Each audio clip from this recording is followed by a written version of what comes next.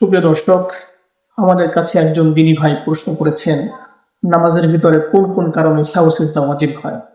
প্রিয় দর্শক, নামাজের ভিতরে মূলত 6টি কারণে সাহু সিজদা ওয়াজিব হয়ে থাকে। এর ভিতরে 1 নম্বর হচ্ছে কোন রুকুন তাকদীম করা, কোন রুকুন আগে আদায় করে ফেলা, যেমন সূরাতুল ফাতিহার পূর্বে রুকু কিংবা সিজদা আদায় করা। নাম্বার 2 হচ্ছে কোন রুকুনকে তাখির করা, যেমন রুকুর পরে সূরাতুল ফাতিহা পড়া কিংবা সিজদার পরে রুকু করা। নাম্বার 3 হচ্ছে কোন রকম তাকরার করা, যেমন একটি জায়গায় 2টি রুকু করা কিংবা 2টি সিজদার জায়গায় একাধিক সিজদা করা।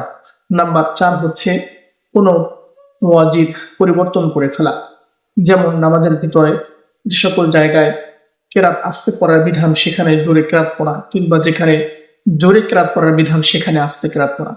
নাম্বার 5 হচ্ছে কোন ওয়াজিব পরিত্যাগ করা, যেমন নামাজের ভিতরে সূরাতুল ফাতিহা পরিত্যাগ করা কিংবা সূরাতুল ফাতিহার সাথে সূরা মিলানো, এই আমলটি পরিত্যাগ করা।